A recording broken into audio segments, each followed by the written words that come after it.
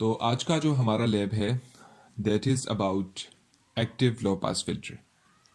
Filter क्या चीज़ है? जिस तरह अगर आपके पास कोई लिक्विड है, उसके अंदर कोई सस्पेंडेड पार्टिकल्स हैं, उसको आप जब उससे रिमूव करते हैं या उससे फिल्टर आउट करते हैं तो उसके लिए आप पेपर फिल्टर का इस्तेमाल करते हैं। ठीक है, तो पेपर फिल्टर के थ्रू आप लोग क्या कर लेते हैं कि जो आपका वांटेड लिक्विड है उसको आप अलग कर देते हैं फ्रॉम अनवांटेड सस्पेंडेड पार्टिकल्स। इसी तरह हमारे पास जो इलेक्ट्रिक फिल्टर्स हैं उसमें हमारे पास क्या होता है कि अगर आपके पास फ्रीक्वेंसी के डिफरेंट कंपोनेंट्स है और आप चाहते हैं कि आप उनमें से जो है फ्रीक्वेंसी के कुछ कंपोनेंट्स दूसरे कंपोनेंट से अलग करना चाहते हैं तो उसके लिए आप लोग इलेक्ट्रिक फिल्टर का इस्तेमाल करते हैं। ठीक है, इलेक्ट्रिक फिल्टर करता क्या है? ये एक फ्रीक्वेंसी सेलेक्टिंग सर्किट होता है जो कि एक स्पेसिफाइड बैंड ऑफ फ्रीक्वेंसीज के अंदर क्या कर लेता है, फ्रीक्वेंसीज होती है उनको एक साइड पे कर देता है, जबकि दूसरा जो अनवांटेड बैंड होता है उसको क्या कर देता है, उसको जो आउटसाइड द बैंड होता है उन फ्रीक्वेंसीज को एटेन्यूएट कर देता है। Attenuate is the opposite of amplifying. जिस तरह एम्पलीफिकेशन से आपका सिग्नल जो है वो एम्पलीफाई हो जाता है, उसी तरह एटेन्यूएशन से उसकी जो एम्पलीट्यूड है वो कम होती जाती है। तो जो इलेक्ट्रिक फिल्टर होता है वो क्या कर देता है कि अगर आपकी जो फ्रीक्वेंसीज हैं वो बैंड के अंदर है, जिस बैंड से आप उसको फिल्टर करना चाहते हैं, अगर वो उसके अंदर है, उस फ्रीक्वेंसी बैंड के अंदर है, तो वो क्या कर देता है, उसको पास होने देता है। और अगर वो उस बैंड से बाहर है, आउटसाइड दैट बैंड है, तो उसको क्या कर देता है, उसको एटेन्यूएट कर देता है। ठीक है, जिस तरह मैंने शुरू में बता दिया कि फिल्टर्स जो हैं वो एक्टिव भी हो सकते हैं और पैसिव भी हो सकते हैं। तो एक्टिव फिल्टर्स कौन से फिल्टर्स होते हैं? जिसमें आपके पास सर्किट के अंदर ऑपरेशन एम्पलीफायर और ट्रांजिस्टर जैसे कंपोनेंट यूज होते हैं, तो उस तरह के फिल्टर्स को हम कहते हैं एक्टिव फिल्टर्स। अगर आपका जो फिल्टर सर्किट है वो सिर्फ डिपेंडेंट है रेजिस्टर्स पे, कैपेसिटर्स पे और इंडक्टर्स पे, यानी सिर्फ उन इन कंपोनेंट से बना हो, तो उन फिल्टर्स को हम पैसिव फिल्टर्स कहते हैं। ठीक है, तो since the operational amplifier is capable of providing a gain, the input signal is not attenuated as it is in the passive filter। ठीक है, तो एक्टिव फिल्टर्स पैसिव फिल्टर से ज़्यादा बेहतर क्यों है? क्योंकि इसमें जो है वो इनपुट सिग्नल एटेन्यूएट नहीं होता। ऑपरेशन एम्पलीफायर के केस में जो एक्टिव फिल्टर्स हम डिज़ाइन करते हैं उसमें हमारे पास क्या होता है कि the input signal is not attenuated as it is in a passive filter. ठीक है, डिफरेंट टाइप्स के फिल्टर्स हैं, लाइक लो पास फिल्टर है, हाई पास फिल्टर है, बैंड पास फिल्टर है, बैंड रिजेक्ट फिल्टर्स हैं। ठीक है, और सबकी अपनी अपनी जो है वो फ़ायदे हैं। ठीक है, और सबकी अपनी एप्लीकेशंस हैं। ठीक है, तो आज के लैब में जिस फिल्टर को हम स्टडी करने वाले हैं वो है लो पास फिल्टर। और लो पास फिल्टर का जो गेन हमारे पास इक्वल होता है वो हमारे पास इक्वल होता है output voltage divided by input voltage के। ठीक है, इसमें हमारे पास एक ख़ास किस्म की कट ऑफ फ्रिक्वेंसी होती है जो क्या करता है, this cut off frequency is defined as the frequency where the voltage gain is reduced to 0.707, that is at FH is actually high cutoff frequency, the gain is down by 3 decibel। ठीक है, ये जो cut off frequency होती है इसके बाद आपके पास क्या होता है, गेन जो है इस कट ऑफ फ्रिक्वेंसी पे 3 डेसिबल उसमें डिक्रीज आ जाता है। और उसके बाद अगर आप फ्रिक्वेंसी को मज़ीद FH से ज़्यादा करते जाएंगे तो मज़ीद आपका जो गेन है फिल्टर का वो कम होता जाएगा। ठीक है, तो जो फ्रिक्वेंसीज हमारे पास 0 से लेकर FH के बीच में होती है, यानी हाई कट ऑफ फ्रिक्वेंसी के बीच में हमारे पास जितनी भी फ्रिक्वेंसीज है उन सबको हम कहते हैं पास बैंड फ्रिक्वेंसीज। जबकि जो फ्रिक्वेंसीज बियॉन्ड द FH होती है उनको हम कहते हैं स्टॉप बैंड फ्रिक्वेंसीज। ठीक है, और जो कॉमन यूज है लो पास फिल्टर का वो क्या है कि इट रिमूव नॉइस और other unwanted high frequency components in a signal for which you are only interested in the DC or low frequency components. ठीक है, ऐसे एप्लीकेशंस में जहाँ पे आपको हाई फ्रीक्वेंसी की ज़रूरत नहीं होती और आपको सिर्फ लो फ्रीक्वेंसीज की ज़रूरत होती है, और आप उस सिग्नल से जो हाई फ्रीक्वेंसी कंपोनेंट्स है उनको रिमूव करना चाहते हैं, तो उसके लिए आप क्या कर सकते हैं कि आप उसके लिए लो पास फिल्टर यूज़ कर सकते हैं। तो लैब अपना स्टार्ट करते हैं। लो पास फिल्टर, इस लैब के अंदर हमारे जो मेन ऑब्जेक्टिव्स हैं वो है high cut off frequency of low pass filter, pass band gain of the low pass filter, and इसी तरह plot the frequency response of the low pass filter. जो इक्विपमेंट हम इस लैब के अंदर यूज़ कर रहे हैं वो है DC पावर सप्लाईज 15 वोल्ट और -15 वोल्ट का to active the operational amplifier 741, और इसी तरह फंक्शन जनरेटर, ऑसिलोस्कोप और डिजिटल मल्टीमीटर की जहाँ पे ज़रूरत पड़ सकती है तो आप लोग यूज़ कर सकते हैं। इसी तरह हमें जिन कंपोनेंट्स की ज़रूरत है वो है रेजिस्टेंस 10 किलो ओहम का, दूसरा 22 किलो ओहम का, और कैपेसिटर 0.07 माइक्रोफेराड का, और 741 ऑपरेशन एम्पलीफायर को यूज़ करेंगे। ठीक है, तो जो सर्किट है यहाँ पे ये लो पास फिल्टर का सर्किट है, जिसमें हमारे पास क्या है कि फीडबैक रेजिस्टेंस RF लगा हुआ है और उसके साथ एक इनपुट रेजिस्टर R1 लगा हुआ है, और उसके बाद उसको ग्राउंड किया गया है। जबकि जो हमारे पास non inverting terminal of the operational amplifier है, उसके साथ हमने क्या किया हुआ है कि एक रेजिस्टेंस कनेक्ट कर दिया है, और रेजिस्टेंस के दूसरे साइड पे हमने यहाँ पे इनपुट वोल्टेज कनेक्ट कर दिया है, और उसी रेजिस्टेंस के साथ यानी उसी inverting terminal of the operational amplifier के साथ हमने कैपेसिटर कनेक्ट करके उसको ग्राउंड कर दिया है। ठीक है, और इसके अलावा ऑपरेशन एम्पलीफायर को एक्टिव करने के लिए यहाँ पे उसको +15 और -15 वोल्ट का वोल्टेज दे रहे हैं।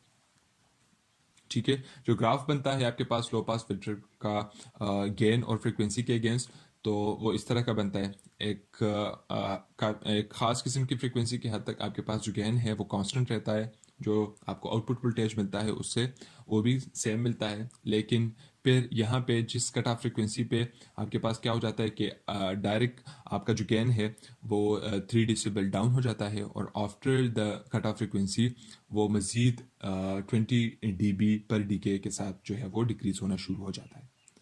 ठीक है, जो लो पास फिल्टर का इक्वेशन है वो हमारे पास इक्वल है input voltage sorry output voltage divided by input voltage will be equals to AF, which is the gain of the filter, divided by 1 plus JF divided by FH। ठीक है, इसी तरह अगर हम जो है इसको क्या कर ले, ये जो नीचे कम्प्लेक्स नंबर है अगर इसके मैग्नीट्यूड को हम यहाँ पे मेंशन करें तो ये इक्वेशन जो है वो कुछ इस तरह का हो जाएगा कि input voltage output voltage divided by input voltage equals to AF divided by √1 plus F by FH whole square. ठीक है, यहाँ पे वी इन जो है वो इनपुट वोल्टेज है, वी आउट आउटपुट वोल्टेज है, और V out divided by Vin is the gain of the filter as a function of frequency, and AF is the pass band gain of the filter, which equals to 1 plus RF divided by R1। ठीक है, F क्या है वो हमारे पास input signal की frequency है, और FH क्या चीज़ है वो इक्वल है 1/2 by RC की, और ये हमारे पास इक्वल है हाई कट ऑफ फ्रिक्वेंसी के। ठीक है, ये जो FH है ये हमारे पास क्या चीज़ है, ये हाई कट ऑफ फ्रिक्वेंसी है। इसको हम 3 dB फ्रिक्वेंसी भी कहते हैं, क्योंकि इस फ्रिक्वेंसी पे आपके पास जो गेन में डिक्रीज आता है वो 3 डेसिबल का आता है। ठीक है, और इसको कॉर्नर फ्रिक्वेंसी भी कहा जाता है।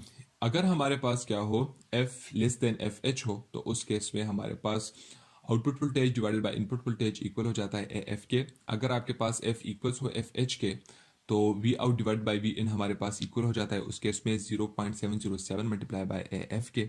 और इसी तरह अगर F ग्रेटर हो FH से, तो उस केस में output voltage divided by input voltage less होता है AF से। ठीक है, तो the ideal low pass filter has a constant gain AF from 0 to high cutoff frequency FH. At FH the gain is 0.707 multiplied by AF, and after FH it decreases at a constant rate with increase in frequency।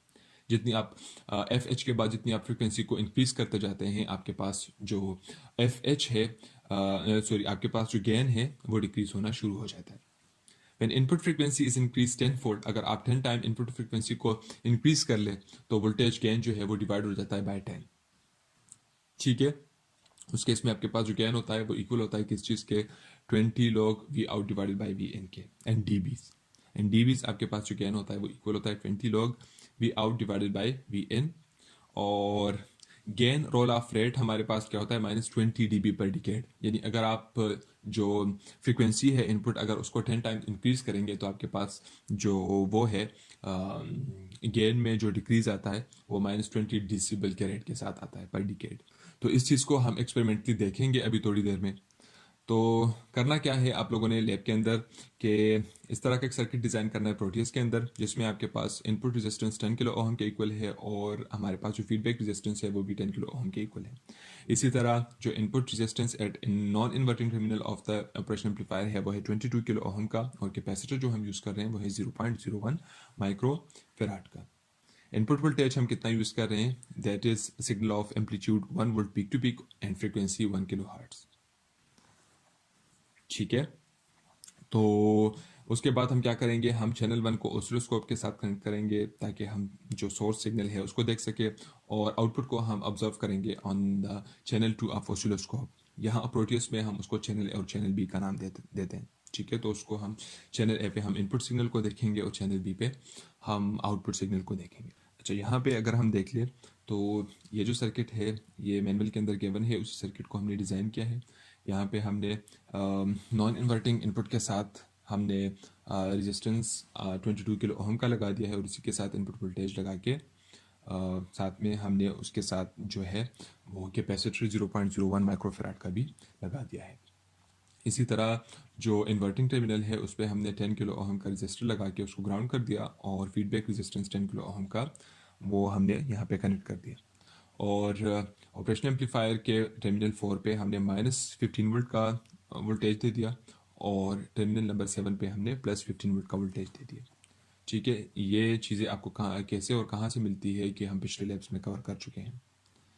ठीक है, और यहाँ पे हमने oscilloscope लगा दिया है जिसके साथ हमने चैनल ए पे जो सोर्स सिग्नल है उसको कनेक्ट कर दिया, उसको देख रहे हैं, और जो चैनल बी है उस पर हम आउटपुट वोल्टेज को ऑब्जर्व कर रहे हैं। ठीक है, तो यहाँ पे जो फर्स्ट टेबल है उसमें अगर आप लोग देख लें तो आप लोगों ने पास बैंड गेन को फाइंड करना है, विच इज़ ए एफ, उसको थ्योरेटिकल भी फाइंड करना है, प्रैक्टिकल भी फाइंड करना है। ठीक है, इसी तरह जो passed band gain A F and D B है उसको भी हमने फाइंड करना है, और 3 dB फ्रिक्वेंसी एफ एच जो है उसको भी हमने फाइंड करना है। ठीक है, और इसी तरह gain at 3 dB frequency F H and D B. जो हाई कट ऑफ फ्रिक्वेंसी पे हमारे पास जो गेन है उसको भी एंडिसिबल यहाँ पे फाइंड करके हमने शो करना है। तो इसके जो फार्मूले हैं वो ऊपर गिवन है जिसके थ्रू आप इन चीज़ों को फाइंड कर सकते हैं। हमारे पास pass band gain of the low pass filter जो है ए एफ वो इक्वल है 1 plus R F divided by R one. तो इस चीज़ को अगर हम इन्हीं वैल्यूज़ के लिए फाइंड कर ले तो किस तरह से होगा, सबसे पहले हम फाइंड कर देते हैं ए एफ को, जो कि इक्वल है किस चीज़ के, 1 plus R F divided by R one. तो इससे आ जाएगा 1 प्लस आर एफ भी हमारे पास 10 किलो ओहम के इक्वल है, और आर वन भी हमारे पास 10 किलो ओहम के इक्वल है। तो ये दोनों जब आपस में कैंसिल हो जाएंगे तो इससे आ जाएगा 1 प्लस 1 विच इज़ इक्वल टू 2। तो ए एफ यहाँ पे हमारे पास इक्वल है 2 के। और इसी तरह अगर हम यहाँ पे आके दूसरा जो हमने फाइंड करना है वो है pass band gain A F in D Bs. तो वो भी आप एन डी बीज फाइंड कर सकते हैं using this formula 20 log V out divided by V in. तो ए एफ हमारे पास एन डी बीज इक्वल हो जाएगा किस चीज़ के, अगर हम 20 log ऑफ 2 फाइंड करना है। ठीक है, तो जब आप 20 log ऑफ 2 फाइंड करते हैं तो उससे आपके पास जो वैल्यू आती है वो आती है 6.02। ठीक है, तो ये हमारे पास ए एफ की थ्योरेटिकल वैल्यू हो गई, और ये डिसिबल में उसकी थ्योरेटिकल वैल्यू हो गई। ठीक है, उसी तरह नेक्स्ट हमने जो फाइंड करना है वो क्या चीज़ है, वो हमने 3 dB frequency which is high cut off frequency उसको फाइंड करना है, जिसको हम एफ एच से रिप्रेजेंट करते हैं, और वो हमारे पास इक्वल है 1/2πRC के। ठीक है, तो ये हमारे पास हो जाएगा F H which is equal to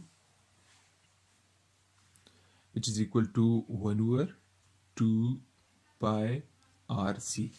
ठीक है, तो ये हमारे पास इक्वल हो जाएगा 1/2π, एंड 2R हमारे पास इक्वल है यहाँ पे 22 किलो ओम के, तो वो हो जाएगा 22 मल्टीप्लाई बाय 10 पावर 3, और C हमारे पास इक्वल है 0.01 मल्टीप्लाई बाय 10 पावर -6 के, विच इज़ 0.01 माइक्रोफेराड।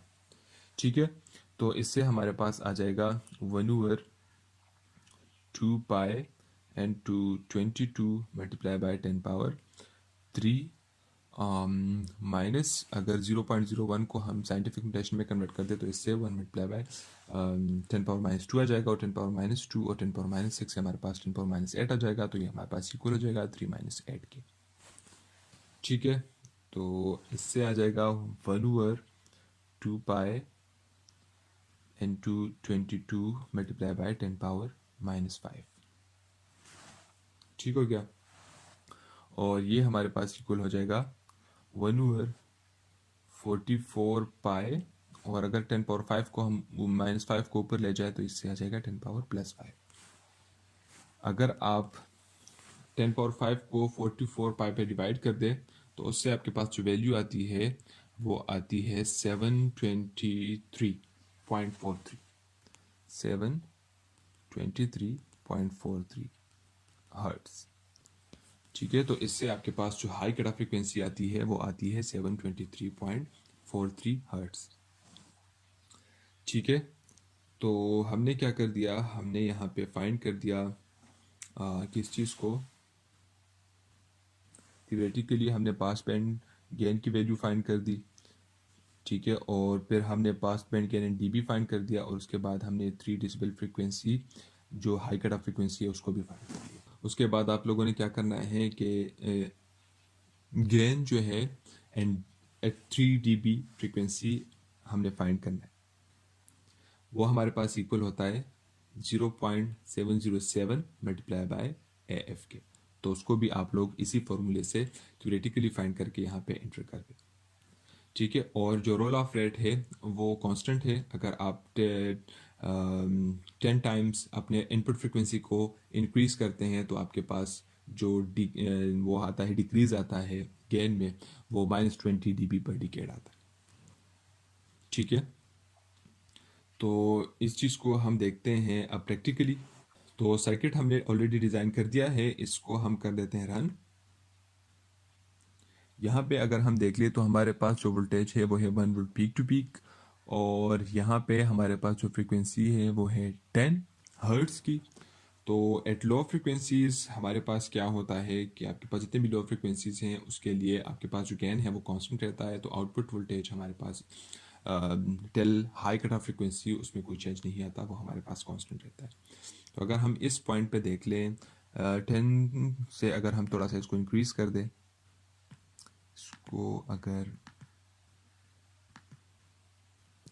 हमने क्या कर दिया, इसको कर दिया 100 पे अगर हम देख ले तो हमारे पास यहाँ पे इनपुट सिग्नल को हम अगर कर दे 0.5 पे, सबसे पहले तो हम यूँ कर देते हैं कि इनको ग्राउंड कर देते हैं ताकि हम सेंटर पे ले आ सकें इसको।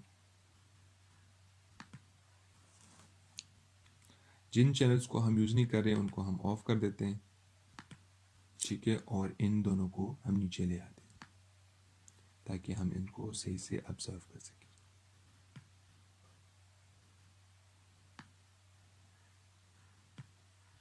अच्छा, इसको हम एसी पे, चैनल ए को एसी पे ले जाते हैं। तो अगर आप देख लें तो हमारे पास 2 डिविजन्स हैं और 0.5 वोल्ट पर डिवीजन है, जिसका मतलब ये है कि इनपुट वोल्टेज हमारे पास है 1 volt peak to peak with frequency 100 hertz. अगर हम आउटपुट सिग्नल को अब यहाँ पे नोट कर ले विद 0.5 वोल्ट पर डिवीजन और एसी पे इसको सेट कर दे, तो देख लें कि उसका जो हमारे पास वोल्टेज आ रहा है वो है 1 2 3 4। 4 मल्टीप्लाई बाई 0.5 से आता है 2। इट मीन्स कि आपके पास जो आउटपुट वोल्टेज है वो है 2। तो अगर हम प्रैक्टिकली पास बैंड गेन को फाइंड करना चाहें तो वो हमारे पास इक्वल हो जाएगा किस चीज़ के, AF इस केस में प्रैक्टिकली हमारे पास इक्वल हो जाएगा, AF इस केस में प्रैक्टिकली हमारे पास इक्वल हो जाएगा V out divided by VN के। तो V आउट हमारे पास 2 वोल्ट आ गया और इनपुट हमारे पास 1 था, तो उससे हमारे पास जो गेन आया वो 2 आया। इसी को अगर आप डेसिबल फाइंड करना चाहते हैं तो 20 लॉग ऑफ 2 ले लें, उससे आपके पास उसकी वैल्यू डेसिबल में आ जाएगी प्रैक्टिकली भी। अच्छा, नेक्स्ट जिस चीज़ को हमने फाइंड करना है वो है 3 dB फ्रिक्वेंसी या हाई कट ऑफ फ्रिक्वेंसी। ठीक है, इस चीज़ को हमने थ्योरेटिकली यहाँ पे फाइंड कर दिया है ऑलरेडी, और उसकी वैल्यू हमारे पास आ गई थी 723.43 हर्ट्स की। ठीक है, इसी चीज़ को अब हम प्रैक्टिकली फाइंड करते हैं। तो प्रैक्टिकली फाइंड करने का तरीका क्या है? इनिशियली अभी हमने क्या कर दिया, हमने 1 volt peak to peak voltage रखा, तो उसके लिए हमारे पास आउटपुट वोल्टेज आया 2 वोल्ट पीक टू पीक, यानी वो गेन के साथ मल्टीप्लाई होकर एम्पलीफाई हो गया और 2 वोल्ट्स पे चला गया। 1 volt peak to peak voltage था, उसी 1 को अगर गेन जो हमारे पास 2 आया था उसके साथ मल्टीप्लाई कर ले तो 1 मल्टीप्लाई 2 से आता है 2 वोल्ट्स। तो अगर हम आउटपुट वोल्टेज 10 वोल्ट्स गेट करना चाहते हैं तो उसके लिए हम इनपुट वोल्टेज कितना देंगे?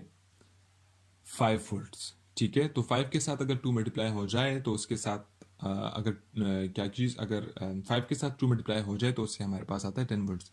इट मीन्स कि अगर हम आउटपुट वोल्टेज 10 वोल्ट्स गेट करना चाहते हैं तो उसके लिए हम इनपुट वोल्टेज को यहाँ से 1 वोल्ट पीक टू पीक से चेंज करके उसको 5 वोल्ट पीक टू पीक पे ले जाते हैं।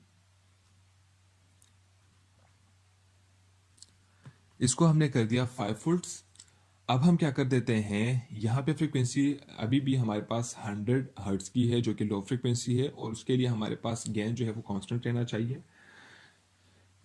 वही 2 रहना चाहिए, और उस जितनी भी हमारे पास इस फ्रीक्वेंसी के अंदर जितने भी हमारे पास सिग्नल होंगे उन सबको एम्पलीफाई करके वो डबल करता जाएगा। ठीक है, अभी हम क्या फाइंड करना चाह रहे हैं, हम हाई कट ऑफ फ्रीक्वेंसी को फाइंड करना चाह रहे हैं। इसको हम कर देते हैं 1 वोल्ट पे, और इसको भी हम कर देते हैं 1 वोल्ट पे पर डिवीजन। ठीक है, तो इनपुट हमारे पास उसके कितने डिविजन्स हैं? 5 डिविजन्स हैं, जिसका मतलब ये है कि हमारे पास जो इनपुट वोल्टेज है वो है 5 वोल्ट्स पीक टू पीक। इसी तरह अगर हम आउटपुट वोल्टेज के डिविजन्स गिन लें तो उससे हमारे पास क्या हो जाएगा? 1 2 3 4 5 6 7 8 9 10। तो 10 डिविजन्स है और 1 वोल्ट पर डिवीजन है। इट मीन्स कि हमारे पास जो आउटपुट वोल्टेज है वो है 10 volt peak to peak.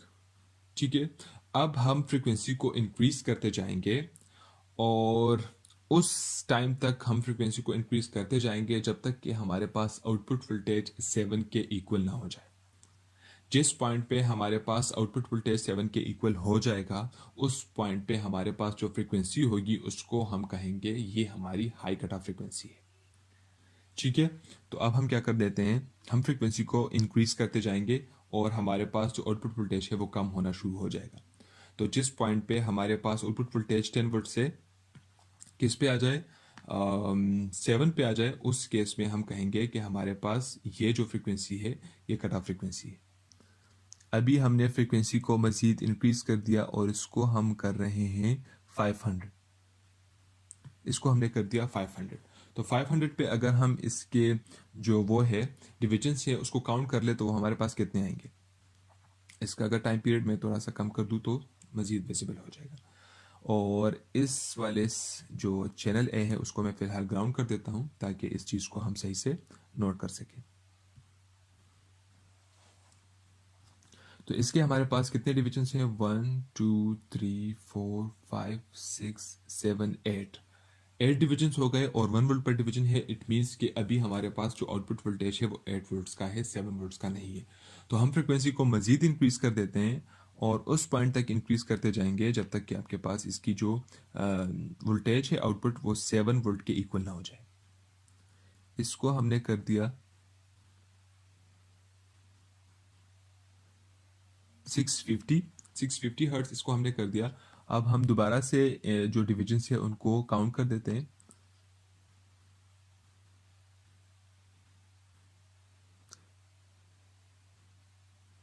Okay, इससे हमारे पास आ गया 1 2 3 4 5 6 7 और 7 से थोड़ा सा ऊपर है।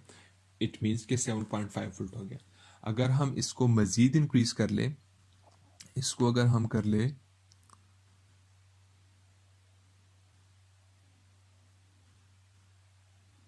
750, तो उस केस में अगर हम देख ले तो हमारे पास जो वो है डिविजन्स है वो कितने हो गए? 1 2 3 4 5 6 7। ठीक है, अब 7 हो गए। लेकिन अगर हम इसको मज़ीद थोड़ा सा कम कर दे, 720 पे कर दिया इसको, तो अब डिविजन्स जो हैं वो परफेक्टली हमारे पास कितने हो गए? 1 2 3 4 5 6 7। ठीक है, 7 डिविजन्स है और 1 वोल्ट पर डिवीजन पे सेट है। तो इसका मतलब ये हुआ कि अब इस केस में हमारे पास जो आउटपुट वोल्टेज है वो है 7 वोल्ट और फ्रीक्वेंसी हमारे पास कितनी है? 720। तो इस पॉइंट पे हमारे पास जो वोल्टेज है वो 10 वोल्ट से रिड्यूस होके 7 वोल्ट पे आ गया है, और इस पॉइंट पे हमारे पास जो फ्रीक्वेंसी है वो है 720। ठीक है, तो ये जो 720 है ये हमारे पास क्या है, इसको हम हाई कट ऑफ फ्रीक्वेंसी कह सकते हैं। तो हमारे पास प्रैक्टिकली जो हाई कट ऑफ फ्रीक्वेंसी आई वो 720, और जो थ्योरेटिकली हमने फाइंड की थी वो 723 है। तो दोनों में कोई इतना खास डिफरेंस नहीं है। अच्छा, उसके बाद जिस चीज़ को हमने फाइंड करना है वो है gain at 3 dB frequency F H in decibels. तो इस चीज़ को थ्योरेटिकली आप लोगों ने फाइंड करना था using this formula which is 0.707 to A F. तो अगर आप 0.707 के साथ ए एफ मल्टीप्लाई करते हैं तो उससे आपके पास आता है ए एफ, हमारे पास करंटली उसकी वैल्यू है 2। तो अगर 2 को 0.707 के साथ मल्टीप्लाई कर ले तो उससे आता है 1.4, और अगर 1.4 का आप लॉग लेके उसको 20 के साथ मल्टीप्लाई कर ले तो उससे आता है 3। ठीक है, तो हमारे पास डिसिबल में जो हमारे पास गेन आया था वो था 6 एट लो फ्रीक्वेंसी, और जब हम उसको कट ऑफ फ्रीक्वेंसी पे उसको हमने फाइंड कर दिया तो उससे वैल्यू आ जाएगी 3 आपके पास। ठीक है, तो 6 से जो गेन है वो 3 पे आ जाता है, 3 dB उसमें रिडक्शन आ गई, डिक्रीज आ गया, इसी की वजह से इसको हम 3 dB फ्रीक्वेंसी कहते हैं, इस हाई कट ऑफ फ्रीक्वेंसी को।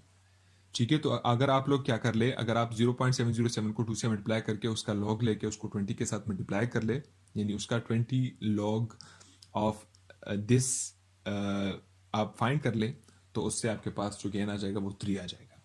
ठीक है, ऊपर आपके पास यहाँ पे जो गेन है वो 6 था, यहाँ पे अगर आप उसको फाइंड कर ले तो उसकी वैल्यू 3 होनी चाहिए। तो अगर आप लोग नोट कर देंगे कि उसमें आपके पास जो डिक्रीज आ गया वो 3 डेसिबल्स का आ गया। ठीक है, तो इस वजह से इस पॉइंट पे हमारे पास जो फ्रीक्वेंसी है हाई कट ऑफ फ्रीक्वेंसी, इसको हम 3 dB फ्रीक्वेंसी भी कहते हैं।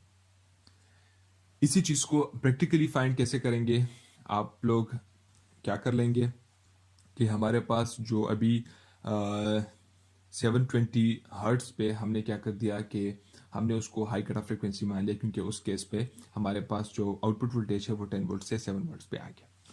ठीक है, अब हमारे पास इनपुट वोल्टेज जो है इस केस में 720 जो कट ऑफ फ्रीक्वेंसी है, इस केस में हमारे पास जो इनपुट वोल्टेज है वो है 5 वोल्ट, और आउटपुट वोल्टेज हमारे पास 7 है। तो अगर आप 7 को 5 पे डिवाइड कर ले तो उससे आपके पास क्या आ जाएगा, उससे आपके पास जो भी वैल्यू आती है आप उसका क्या कर ले, उसका लॉग ले लें और उसको 20 के साथ मल्टीप्लाई कर ले, तो उससे आपके पास उसका भी हमारे पास जो गेन है वो आ जाएगा। और उसको आप देख लें कि क्या वो जो थ्योरेटिकल आंसर आप लोगों ने निकाला है जिसकी वैल्यू आपके पास 3 आती है, क्या वो भी 3 आती है या नहीं। ठीक है, उसमें भी 3 डेसिबल का डिक्रीज होना चाहिए एट फ्रीक्वेंसी 720। ठीक है, तो इस चीज को आप लोगों ने यहाँ पे प्रैक्टिकली फाइंड करना है।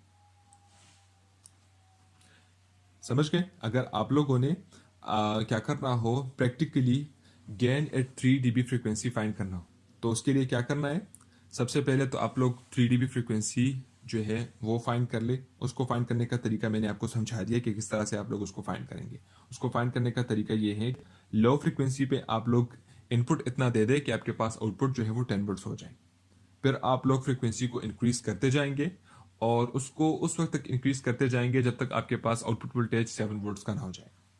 जब वो आपके पास 7 वोल्ट्स का हो जाएगा तो फिर आप लोग क्या कर ले, उस पॉइंट पे जो आपके पास फ्रीक्वेंसी है उसको हाई कट ऑफ फ्रीक्वेंसी कहें। ठीक है, तो उसको आप लोगों ने प्रैक्टिकली फाइंड कर दिया इस तरह। फिर आपके पास क्या है, उसका उस पॉइंट पे गेन फाइंड करना है। तो उस पॉइंट पे आपके पास जो आउटपुट वोल्टेज है वो है 7, और इनपुट वोल्टेज आपने जितना लिया था उसको कंसिडर करें। इस केस में हमने 5 फुट्स लिया है तो हमने 5 फुट्स कंसिडर कर दिया। तो 7 को 5 पे डिवाइड कर दे और उससे आपके पास जो वैल्यू आए उसका लॉग ले ले विद बेस 10 और उसके साथ 20 को मल्टीप्लाई कर ले। ठीक है, तो यहां पे आपके पास उसका प्रैक्टिकल आंसर भी आ जाएगा, और थ्योरेटिकली यहाँ पे इस फॉर्मूले से आता है। और आप लोग नोट कर लेंगे कि इसमें हमारे पास जो इस पॉइंट पे इस फ्रीक्वेंसी पे हमारे पास जो गेन में डिक्रीज आता है वो 3 डेसिबल्स का आता है। इसके बाद इस पॉइंट के बाद इस हाई कट ऑफ फ्रीक्वेंसी के बाद आप अगर अपने इनपुट फ्रीक्वेंसी को 10 टाइम इंक्रीज करेंगे तो आपके पास जो गेन है वो विद -20 dB पर डिकेड डिक्रीज होता जाएगा। ठीक है, तो आप लोगों ने करना यूं है कि आपने 300 इनपुट फ्रीक्वेंसी के लिए आउटपुट वोल्टेज देखना है, उसका गेन फाइंड करना है और उसको फिर डेसिबल में कन्वर्ट करना है। इसी तरह फिर फ्रीक्वेंसी को 500 करके उसका आउटपुट वोल्टेज फाइंड करना है, उसका गेन फाइंड करना है और उसको फिर डेसिबल्स में कन्वर्ट करना है। और इसी तरह इन सारी फ्रीक्वेंसीज के लिए ये चीज़ आप लोगों ने आगे जो है इसको रिपीट करना है। ठीक है, अगर हम यहाँ पे एक पॉइंट ले लेते हैं, अभी हमारे पास जो फ्रीक्वेंसी है इस केस में वो है 720 और ये हमारे पास हाई कट ऑफ फ्रीक्वेंसी है। तो अगर हम इस पॉइंट के बाद फ्रीक्वेंसी को 10 टाइम इंक्रीज करेंगे तो हमारे पास -20 dB का डिक्रीज आना चाहिए गेन में। तो अगर हम यहाँ पे फ्रीक्वेंसी को 720 यहाँ पे हमारे पास जो है वो 720 हर्ट्स है, तो अगर हम 10 टाइम इसको इंक्रीज करना चाहे तो क्या आ जाएगा इससे हमारे पास 7.2 किलो हर्ट्स।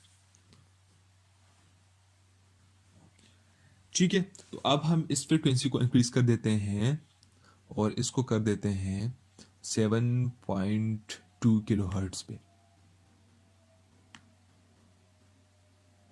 अब हमने इसको इंक्रीज कर दिया 7.2 किलो हर्ट्स। यहाँ से टाइम पीरियड को कम कर देते हैं ताकि हम इसको रीड कर सके।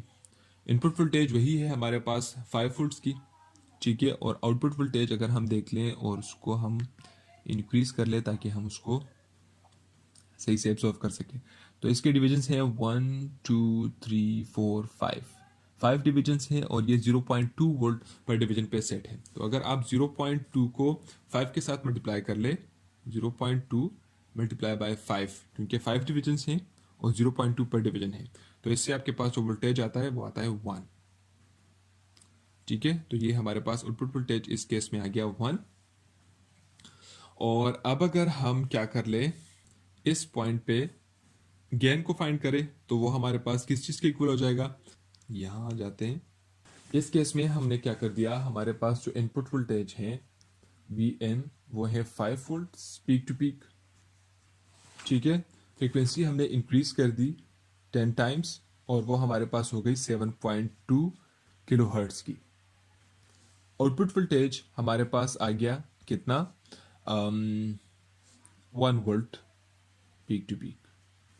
ठीक है, अगर हम यहाँ पे देख ले डिविजन्स हैं 1 2 3 4 5 और 0.2 वोल्ट पर डिवीजन है, तो वोल्टेज हमारे पास हो गया 1 वोल्ट पीक टू पीक। हमारे पास जो गेन है वो इक्वल हो जाएगा किस चीज़ के, वो हमारे पास इक्वल हो जाएगा output voltage divided by input voltage which is 1/5। ठीक है, तो इससे हमारे पास जो वैल्यू आती है वो है 0.2। ठीक है, और अगर हम 0.2 को डेसिबल्स में कन्वर्ट कर दे तो इससे हमारे पास जो गेन है एंड डेसिबल्स वो आ जाएगा 20 log ऑफ 0.2।